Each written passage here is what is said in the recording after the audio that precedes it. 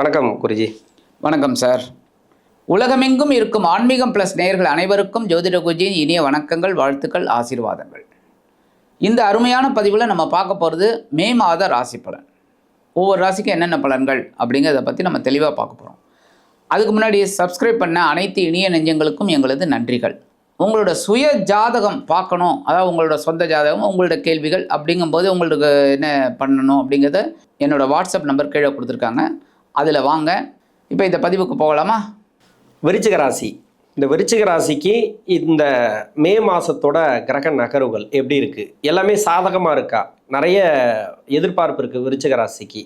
2023 அடிமேல் அடி ஒவ்வொரு மாதமும் எதிர்பார்க்குறாங்க. சுக்கிர பயிற்சிக்கு எதிர்பார்க்குறாங்க, இன்னொன்று சனி பயிற்சிக்கு எதிர்பார்த்தாங்க. நிறைய பேருக்கு நடந்திருக்கு, ஒரு சில பேருக்கு காலதாமதத்தை எடுத்திருக்கு. இந்த மாதத்தில் இந்த கிரக நகர்வுகளை வச்சு ஒரு நல்ல ஒரு மாற்றத்தை கொடுக்குமா? கிரக நகர்வுகள் எப்படி இருக்குது? இந்த விருச்சிக ராசி நேர்கள் அப்படிங்கும்போது இந்த மாதம் மே மாதம் கிரக அமைப்புகள் அப்படின்னு பார்த்திங்கன்னா, அந்த ராகு சுகஸ்தானத்தில் இருக்கார். அப்போ கேது ஆட்டோமேட்டிக்காக ஜீவனஸ்தானத்தில் இருப்பார். ராகு சுகஸ்தானத்துக்கு வந்ததுலேருந்தே உடல் ஆரோக்கியம் நிறைய பேருக்கு கொஞ்சம் மைனஸில் தான் போயிட்டுருக்கு. மருத்துவ செலவுகள் அவ்வளோதான், மற்றபடி பரவாயில்லைங்கிற ஒரு சிச்சுவேஷன். அடுத்தபடியாக சனீஸ்வர பகவான் இவங்களுக்கு சகாயாதிபதி, சுகாதிபதி, 3-4 கூடையவர் 5ஆம் இடம். 5ஆம் இடத்துக்கு வந்ததுலேருந்து, ஏன்னா அர்த்தாஷ்டம சனி விலகினவுடனே கொஞ்சம் பரவாயில்லைங்கிற மாதிரி இருந்தது குழப்பம். ஏன்னா அர்த்தாஷ்டம சனி அப்படி போயிட்டு ராகு இப்படி வந்துட்டார் என்ன. பட் ராகு உட்கார்றது ஒன்றும் பெரிய பயப்பட வேண்டிய அவசியம் இல்லை, ஏன்னா குருவோட பார்வை விழுந்துட்டுருக்கு. ஆனால் சனி பகவான் 5ஆம் இடத்துல போனோன்னே, 5ஆம் இடம் பூர்வ புண்ணிய ஸ்தானம். சுகாதிபதி 4ஆம் இடத்து அதிபதி 5ஆம் இடத்துல போய் உட்காரும்போது உடல் ஆரோக்கியம் சம்பந்தமாக கொஞ்சம் குழப்பம் இருக்கும். அவ்வளோதான் குழப்பம். அவங்களுக்கு ஆக்சுவலாக ஒன்றுமே கிடையாது, மன ஆரோக்கியம் தான் கொஞ்சம் அப்படியே ஒரு மாதிரி இருக்கிறதுனால அவங்களுக்கு ஒரு உடல் ஆரோக்கியம் பாதிக்கப்பட்டிருக்கோன்னு நினச்சிட்டு இருக்காங்க. நிறைய பேருக்கு அது கிடையாது. அவங்க இந்த மெடிக்கல் ரிப்போர்ட் எடுத்து பார்த்தீங்கன்னா எல்லாமே நல்லா தான் இருக்கும், நல்லா தான் இருக்கும், ஒன்றுமே இல்லைன்னு சொல்லி அனுப்பிவிட்ருவாங்க. டாக்டரே குழப்பத்தில் இருப்பார், ஏன்னா ஒன்றுமே இல்லையா உங்களுக்கு, நீங்கள் ஏன் அப்படி வரீங்க, அதனால ஒன்றுமே இல்லை. அதேமாரி 2-5 கூட இவங்களுக்கு பெரிய ப்ளஸ் பாயிண்ட்டே குரு தான். ஏன்னா குருவோட காரகத்துவமே என்ன சொல்லுங்கள், தனக்காரகன் புத்திரக்காரகன்கிறோம். இவங்களுக்கு அது அமைஞ்சது ரொம்ப விசேஷம். ஏன்னா 2-5 கூட அதிபதி குரு என்ன. அப்போ இந்த 2-5 கூட அதிபதி எங்கே இருக்கார்? அஷ்டம ராசியில் இருக்கார். 8ஆம் இடத்துல மறைவுனாலும் இவங்க ராசிக்கு குரு நல்லவர் தான், ஆனால் மறையிறாரே, நல்லவர் மறையிறார் அப்படிங்கும்போதே உங்களுக்கு ஒரு வருடமாகவே ஒரு போராட்டம் இருந்துட்டுருக்கு. பண விஷயத்தில், குழந்தைகள் விஷயத்தில் எல்லாமே கொஞ்சம் போராட்டம் இருந்துட்டுருக்கு. ஆனாலும் சமாளிக்கிறாங்க. குருவோட பார்வை நல்லபடியாக இருக்குது. அதனால் 12-2-4 விழாதனால நல்ல ஒரு பார்வை. இதுதான் இந்த மாதத்தோட முக்கியமான பிளானட். அடுத்து பார்த்திங்கன்னா சூப்பராக சூரிய பகவான். இவங்களுக்கு ஜீவனாதிபதி சூரிய பகவான். இந்த விருச்சிக ராசி நேயர்களே எப்போவுமே பார்த்திங்கன்னா இந்த லேசினஸ் இருக்காது, உழைக்கணுங்கிற ஒரு எண்ணம் இருக்கும், வேகம் இருக்கும். ஜீவனம் எப்படியாவது சம்பாதிக்கணும், அதாவது நிறையா வேலை செய்யணும், நிறையா சம்பாதிக்கணும். அந்த மாதிரி ஜீவனாதிபதி சூரிய பகவான் பார்த்திங்கன்னா 6ஆம் இடத்துல உச்சம், பகைரூண ரோகஸ்தானத்தில் உச்சம். சூப்பர் தைரியமாக இருப்பாங்க. அடுத்தபடியாக 15-5-2026 அவர் எங்கே வர போகிறாருன்னா களத்திர பாவத்துக்கு வர போகிறார். 7ஆம் இடம் அப்படிங்கும்போது 7ஆம் இடத்துலேருந்து ஜென்மராசியை பார்க்க போகிறார். ஸோ இந்த சூரியன் இந்த மாதிரி இருக்கார். அடுத்தபடியாக சுக்கிரன் 7-12 கூடையவர், களத்திராதிபதி, விரையாதிபதி. இந்த சுக்கிர பவன் பார்த்தீங்கன்னா களத்திர ஸ்தானத்தில் ஆட்சி அமைத்து சனி பகவானோட பார்வையை வாங்கிட்டு உட்காந்துட்டு இருக்கார். இருந்தாலும் பரவாயில்லைங்கிற மாதிரி ஒரு குடும்பத்தில் இருக்குது. அந்த வகையில் 14-5-2026 அஷ்டம ராசிக்கு வரார் அவரும். பட் சுக்கிரன் அஷ்டமராசிக்கு வர்றது நல்லது தான், பரவாயில்ல, ஒன்றும் பெரிய பாதகம் கிடையாது. பட் குருவோட சேர்ந்துடுறார். ஸோ குரு சுக்கிர யோகம் மறைமுகமாக இவங்களுக்கு கிடைக்க போகிறது. ஸோ அதுவே பெரிய ப்ளஸ் பாயிண்ட். இந்த மாதம் பிற்பகுதிக்கு மேலே அவங்களுக்கு ரொம்ப சிறப்பு. அடுத்தபடி 8-11 கூடிய புதன் அஷ்டமாதிபதி, லாபாதிபதி, மறைவு. அப்போ 8-11 கூடையவர் புதன் 6ஆம் இடத்துல இருக்கார். 6ஆம் இடத்துல புதன் இருக்கிறது கொஞ்சம் மத்தியமமான பலன். என்னென்னா உத்தியோகத்தில் கொஞ்சம் டென்ஷன் இருக்கும், இதெல்லாம் இருக்கும்.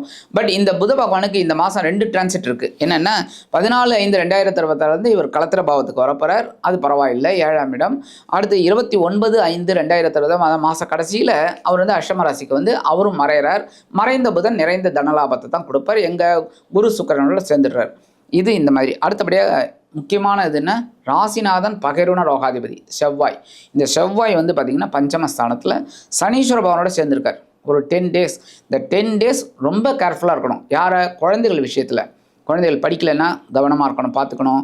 விளையாட்டில் இருக்கிற குழந்தைகளையும் கவனமாக பார்த்துக்கணும். முக்கியமாக ஆன்மீக பயணங்களை எடுத்துக்கிட்டால் ரொம்ப விசேஷம்.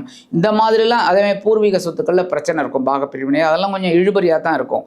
பட் 11th மேலேருந்து இந்த செவ்வாய் டிரான்சிட் ஆகிறது பரவாயில்லை. ஏன்னா எங்கே வரார் அப்படின்னா பகைருண ரோகாதிபதி, அதே சமயம் ராசிநாதன் 6ஆம் இடத்திலே மறைந்தாலும் அற்புதமான ஒரு முன்னேற்றத்தை கண்டிப்பாக கொடுக்க போகிறார். செவ்வாய் தான் இவங்களுக்கு இன்றைக்கி ரொம்ப ஃபேவரபுளாக இருக்கக்கூடிய ஒரு இது. ஓகே, இந்த விருச்சிக ராசிக்கு வந்து இவ்வளோ நல்ல விஷயங்கள் இருக்குது இந்த பயிற்சிகளால்.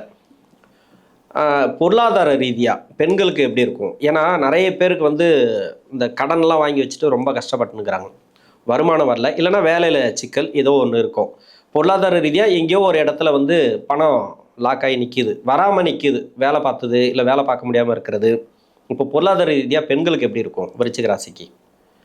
பெண்களாகட்டும் ஆண்களாகட்டும் கடன் இருக்குது அவங்களுக்கு.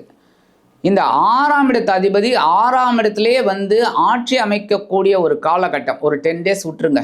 10 days கொஞ்சம் கஷ்டமாக தான் இருக்கும், ஒரு டெரிபிளாக இருக்கும், ரொம்ப கஷ்டமாக. எப்படி அதை வந்து சர்வை பண்ண போகிறோம், எப்படி அதை மீட் அவுட் பண்ண போகிறோம்னு தெரியாது. ஆனால் 11th இந்த செவ்வாய் பகைருண ரோகாதிபதி மாறுறது இவங்களுக்கு ஒரு பெரிய ப்ளஸ் பாயிண்ட்டு. அப்போ கண்டிப்பாக இவங்களுக்கு ஒரு வருமானம் வரும். வருமானம் வரும்போது அந்த கடன் சுமை ஆட்டோமேட்டிக்காக குறையும். கண்டிப்பாக இந்த மாதத்தில் அவங்க பார்த்தீங்கன்னா மேக்ஸிமம் லோனை அவங்க அடைச்சிருவாங்க. டெப்ட்ஸே அவ்வளோவா இல்லை அப்படிங்கிற மாதிரி வரத்துக்கு வாய்ப்பு இருக்குது. திருமணத்துக்கு உண்டான காலமாக நிறைய பேர் எதிர்பார்த்து ஏமாந்துருக்காங்க. இப்போது ஏதோ நடக்கலைன்ட்டு நிறைய கஷ்டத்தை கொடுத்துருக்கு. ஏன்னா 2ஆம் அதிபதி தான் 8ஆம் இடத்துல இருக்கிறார், பயிற்சி ஆக போகிறாரு. அதுக்கு உண்டான பலனை வந்து எனக்கு தெரிஞ்சு ஏப்ரல் மாதத்துலேயே கொடுக்க ஆரம்பிச்சிருவார். இது வந்து மே மாதத்துக்கு வருது இப்போதைக்கு. இந்த மே மாதத்தில் வந்து திருமண ரீதியாக ஏற்றம் எப்படி இருக்கும்? கணவன் மனைவிக்குள்ளே ஒற்றுமை எப்படி இருக்கும்? கணவன் மனைவி ஒற்றுமை ரொம்ப நல்லா இருக்குங்க. இது வரைக்கும் கொஞ்சம் அரசல் புரசலாக சண்டை போட்டு இருந்திருப்பாங்க. அதெல்லாம் வந்து குடும்பத்தில் சகஜம், சரியாயிடும். இந்த புதுசாக திருமண யோகம் காத்துட்ருக்காங்க பாருங்கள், அவங்களுக்கெல்லாம் கண்டிப்பாக நிச்சயதார்த்தம் ஆகிடும். ஆட்டோமேட்டிக்காக ஏதாவது ஒரு ரூபத்தில் வரன் வந்துடும், டக்குன்னு பேசி முடிப்பாங்க. எப்போவுமே திருமணம்ங்கிறது பார்த்திங்கன்னா எதிர்பார்க்கும் போது நடக்காது, பேசாமல் இருக்கும்போது டக்குன்னு முடிவாயிடும். ஏன்னா எனக்கு தெரிஞ்ச ஒரு பெண் அப்படி தான். ஒரு அந்த வரன் வந்து கிட்டத்தட்ட 7 வருஷமாக ரொம்ப ரொம்ப கஷ்டப்பட்டு பார்த்துக்கிட்டே இருந்தாங்க, முடியல. இல்லை பட் அந்த தசாபுக்தி கோச்சாரம் எல்லாம் சேர்ந்து வரும்போது பார்த்திங்கன்னா மாப்பிள்ளை வரார் அந்த பொண்ணுக்கு. எங்கே? அடுத்த தெரு, பக்கத்து தெருலேயே அவர் இருந்திருக்கார். அவரும் 30 வருஷமாக அங்கே இருக்காங்க, இவங்களும் 30 வருஷமாக அங்கே இருக்காங்க. தெரியாது, பக்கத்து தெருலேருந்து வராங்க, பார்க்குறாங்க, பேசுகிறாங்க, முடிக்கிறாங்க, ஒரே மாதத்தில் கல்யாணம். அப்போ இந்த மாதிரி நடக்கிறதுக்கு வாய்ப்பு இருக்குது. திடீர் அதிர்ஷ்டம்லாம் விருச்சிகத்துக்கு தான். ஆமாம், திடீர்னு தான் நடக்கும் அவங்களுக்கு. அப்போ இந்த மாதிரி திடீர்னு கண்டிப்பாக இந்த காலகட்டத்தில் இந்த மாதம் அவர்களுக்கு அந்த திருமண யோகம் கைகூடிடும். நிச்சயதார்த்தம் அதெல்லாம் பண்ணிடுவாங்க. எல்லாம் இது பண்ணிட்டு இந்த குரு கரெக்டாக மாறும்போது குரு ரொம்ப அற்புதமாக கொடுக்கக்கூடியது. ஏன்னா நீங்கள் சொன்ன மாதிரி 2ஆம் வீட்டு அதிபதி குடும்பத்தை ஏற்படுத்தி கொடுத்துருவார். கண்டிப்பாக பொருளாதாரமும் நல்லா இருக்கும். பொருளாதாரம் ரொம்ப நல்லா இருக்கும். ஓகே, குடுக்கல் வாங்கல்லாம் எப்படி இருக்கும்? ஏன்னா 6ஆம் அதிபதி வந்து ஆட்சியாகி நிற்கிறார். ஒரு 10 நாளில் ராசிக்குடையவர் நன்மை செய்வாரா இல்லை விரயத்தை கொடுப்பாரா? ஏன்னா 12ஆம் இடத்துல பார்க்குறாரு இல்லையா, அதனால் குடுக்கல் வாங்கல். ஏற்கனவே பணம் வரலன்னு ஒரு பிரச்சனை, இல்லை கொடுக்கலன்னு ஒரு பிரச்சனை, ரெண்டுத்தில் ஏதாவது ஒன்று இருக்கும். அப்படியே பணம் வந்து தேங்கி நிற்கிதுன்னு வச்சிங்களேன். இப்போவும் விரயத்தை பார்க்கறதுனால விரயத்தை கொடுக்குமா, இல்லை 6ஆம் இடத்துல மறையதுனால கடன் சுமை குறையுமா? ஆட்சி ஆகிறார், அதனால கேட்குறேன். இப்போ இந்த கடன் சுமை இதெல்லாம் வந்து பார்த்திங்கனாலே இவங்களுக்கு ஒரு கிட்டத்தட்ட ஒரு 5-6 வருஷமாகவே இருக்குது, இல்லைன்னு சொல்ல முடியாது. ஏன்னா 2ஆம் வீட்டு அதிபதி அப்படிங்கும்போதே அவர் ரொம்ப சூப்பரான இடத்துலலாம் இல்லை. இவங்களுக்கு 2-3 மாதமாகவே வருஷமாகவே. இப்போ ஒரு ஃபேவரபுளாக மாறப்போகும்போது நல்ல ஒரு மாற்றத்தை கொடுப்பார். ஆனாலும் இந்த மாதம் அவர்களுக்கு கொஞ்சம் ஓரளவுக்கு வருமானம் வரும்.